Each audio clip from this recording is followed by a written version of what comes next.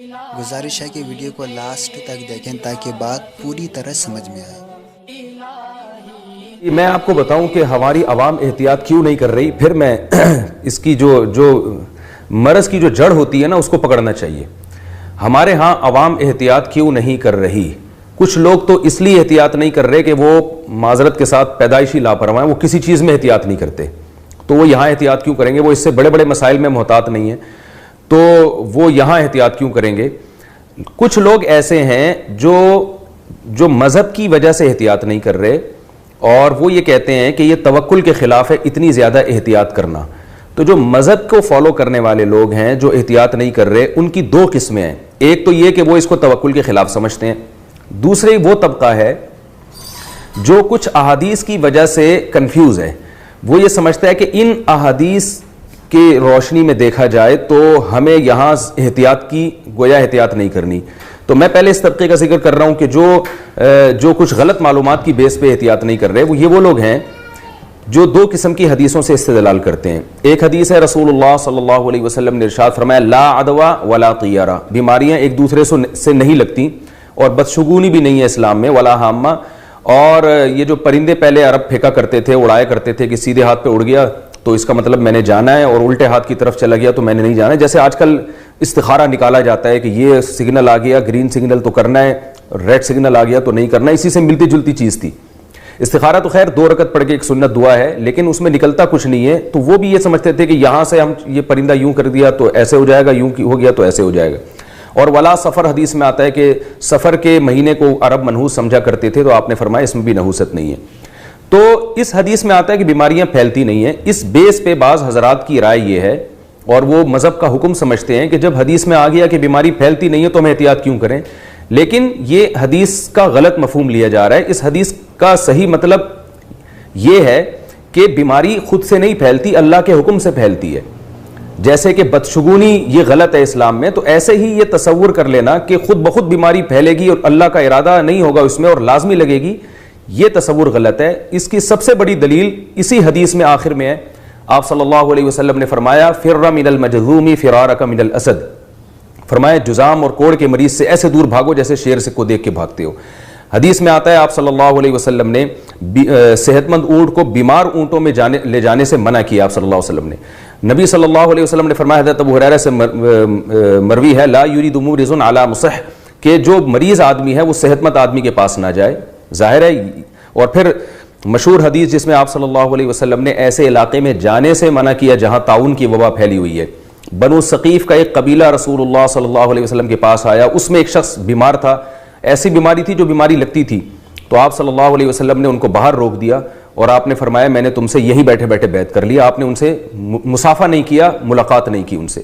تو مصافحہ نہ کرنا، ملاقات نہ کرنا ایسے مریض سے جس کو یہ بیماری لگ چکی ہو، یہ تمام چیزیں قرآن و سنت سے ثابت ہیں، حدیث سے ثابت ہیں۔ تو اگر ڈاکٹرز یہ کہہ رہے ہیں کہ مصافحہ کرنے سے یہ بیماری پھیلتی ہے، تو یہ قرآن و سنت ہی سے اس کی ہمیں مثال ملتی ہے۔ نبی صلی اللہ علیہ وسلم نے نہ صرف یہ کہ مصافحہ نہیں کیا، ملاقات کرنے سے منع کر دیا، ان سے فیس ٹو فیس بیٹھ کے ان کے سامنے بات نہیں کی آپ صلی اللہ علیہ وسلم نے، اور آئے تھے کتنے اچھے کام کے لیے، بیعت ہونے کے لیے آئے تھے۔ تو یہ سب چیزیں ہمیں قرآن و سنت سے ملتی ہیں، لیکن وہی بات ہے کہ نیم علم خطرہ ایمان، کہ ہم آدھی حدیث کو لیتے ہیں آدھی کو چھوڑ دیتے ہیں، تو مسائل وہاں کھڑے ہوتے ہیں۔ تو ایک تو یہ میں نے کانسیپٹ تھوڑا سا کلیئر کرنا تھا کہ خود قرآن و سنت میں اس احتیاط کا حکم ملتا ہے۔ بعض لوگ یہ دلیل دیتے ہیں کہ طاعون کی بیماری صحابہ کے دور میں بہت زیادہ پھیلی تھی، اس وقت تو یہ احتیاطیاں نہیں ہوئی تھیں، اور صحابہ کے بعد بھی پھیلتی رہی ہے اسلاف میں، اور ہمارے ماضی میں بہت مثالیں ملتی ہیں، تو اس وقت تو کوئی مسافر پر پابندی نہیں لگائی گئی۔ تو دیکھیے طاعون میں اور کورونا وائرس میں یہ فرق ہے کہ طاعون کی بیماری ان کو نہیں معلوم تھا کہ اس کے جرمز پہلے سے باڈی میں ہوتے ہیں، جس کو بیماری ہو جاتی تھی اس کے بارے میں یہ یقین تھا کہ اس میں جرمز ہیں، باقیوں کا پتہ نہیں تھا۔ تو جب پتہ نہیں تھا تو وہ احتیاط کیوں کرتے؟ جو طاعون میں مبتلا ہو جاتا تھا اس سے احتیاط کی جاتی تھی، اور اس سے وہ تمام احتیاطیں کی جاتی تھی جو آج ہم کر رہے ہیں، یعنی جو ڈاکٹر آج کورونا وائرس میں مبتلا شخص سے احتیاط کا ہمیں حکم دے رہے ہیں۔ تو یہ فرق ہے طاعون میں اور آج موجودہ جو وائرس ہے جو پھیلا ہوا ہے، اس میں یہ بڑا فرق ہے کہ طاعون کا پتہ اس وقت چلتا تھا کہ جب کوئی شخص طاعون میں مبتلا ہو جاتا، اور ایک اصول دیکھیں میں دعا بتانے سے پہلے تھوڑی سی میں بات اپنی کمپلیٹ کر لوں, کیونکہ میرا ادھورا کلپ جائے گا تو مجھے پتا ہے کہ صلواتیں پھر مجھے کو سننی ہے, ٹھیک ہے.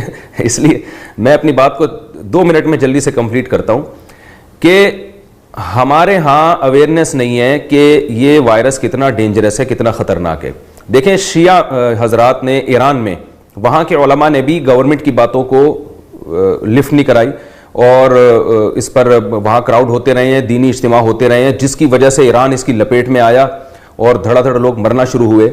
تو سعودی عرب اور UAE نے بہت یعنی مضبوطی سے کنٹرول کیا ہے, تو وہاں کافی حد تک معاملہ کنٹرول ہو رہا ہے. تو یاد رکھیے کہ ایسے موقع پہ بہت سے دشمن ممالک سازش بھی کرتے ہیں کہ وہ وائرس آپ کے کنٹری میں پھیلائیں. یہ رپورٹیں گورنمنٹ کے پاس ہوتی ہیں, عام لوگوں کے پاس نہیں ہوتی کہ کون سا ملک کس ملک کے خلاف سازش کر رہا ہے. ہو سکتا ہے ایران کے خلاف سازش ہوئی ہو سکتا ہے کہ اور کوئی کنٹری کسی اور کنٹری کے خلاف سازش کر رہا ہو, وائرس باقاعدہ پھیلا رہا ہو. ایسی بھی رپورٹس آئی ہیں کہ ایسے پیشنٹ کو بھیجا گیا ہے سرٹیفکیٹ دے کے کہ آپ کو وائرس نہیں ہے کسی دوسرے کنٹری میں, تاکہ وہاں یہ وائرس پھیلے, اور وہ جعلی سرٹیفکیٹ گورنمنٹ نے بنا کے دیا ہے. تو یہ خبریں گورنمنٹ کے پاس ہوتی ہیں, عام لوگوں کے پاس نہیں ہوتی. اس لیے اس بارے میں آپ اپنی رائے ضرور دیں, مگر حکومت جو بات کرتی ہے, جو لا بناتی ہے, اس کو فالو سب نے کرنا ہے, اور بدگمانیاں پھیلانے کی اجازت نہیں ہے کہ یہ کیوں نہیں بند کر دیا. ابھی کچھ دن پہلے ایک صاحب کہہ رہے تھے ایئرپورٹ کیوں نہیں بند کر دیا. میں نے کہا بھائی دبئی ایئرپورٹ پہ خاموشی پڑی ہوئی ہے, میں دیکھ رہا ہوں اربوں ڈالر کا نقصان ہو رہا ہے. تو پوری دنیا ایک کرائسس میں کا شکار ہے, اور بہت سے لوگ ابھی تک اس کو وائرس ماننے کے لیے تیار نہیں ہے, وہ کہہ رہے ہیں یہ سازش ہے. تو ہمارے ہاں بہت سی چیزوں میں معلومات نہیں ہے, اس بیس پہ بھی ہم کچھ غلط فیصلے کرتے ہیں. تو میں نے ایک بہت ماہر ڈاکٹر سے, جو دیندار بھی ہیں اور بہت اپنی فیلڈ کے ماہر بھی ہیں, ان سے میں نے انٹرویو لے کے نشر بھی کیا. انہوں نے بتایا 100 سال میں اتنا خطرناک وائرس اتنی تیزی سے پھیلنے والا نہیں آیا. تو اس لیے احتیاطی تدابیر اختیار کی جائیں, اور گورنمنٹ اگر اس بارے میں کوئی لا بناتی ہے تو اس کو فالو کیا جائے. اور جیسے پوری دنیا جنگ لڑ رہی ہے, آپ USA کی حالت دیکھیں, کتنا بڑا طاقتور ملک ہے, وہ ڈسٹرب ہو گئے, وہ جو ہے وہ پریشان ہو گئے ہیں اور لاک ڈاؤن کیا. اور ہمارے ہاں ابھی اسی پر بحث ہو رہی ہے کہ یہ یہودی سازش ہے یا فلانے کی سازش ہے, اور ہم نہیں مانتے. تو ایسا نہ ہو کہ آپ کے ہاں بھی وہی پھر حالات پیدا ہو جائیں جو باقی کنٹریز میں ہوئے ہیں. تو میں نے عرض کیا کہ معلومات نہیں ہے میڈیکل سائنس کے حوالے سے, بہت سے لوگوں کو پتہ نہیں ہے کہ ہو کیا رہا ہے. پھر بھی ڈرانا نہیں ہے ہم نے, اس میں موت کا ریشو 2% ہے. تو اللہ کی رحمت سے امید ہے کہ 98% پھر بھی بچیں گے انشاءاللہ. لیکن ایک وبا ہے تو قابو تو پانا ہے نا, اس پہ لڑنا تو ہے, ہتھیار رکھ کے بیٹھ تو نہیں جانا. تو ہمیں دعاؤں کا اہتمام بھی کرنا ہے, ساتھ ساتھ اسباب کا اہتمام بھی.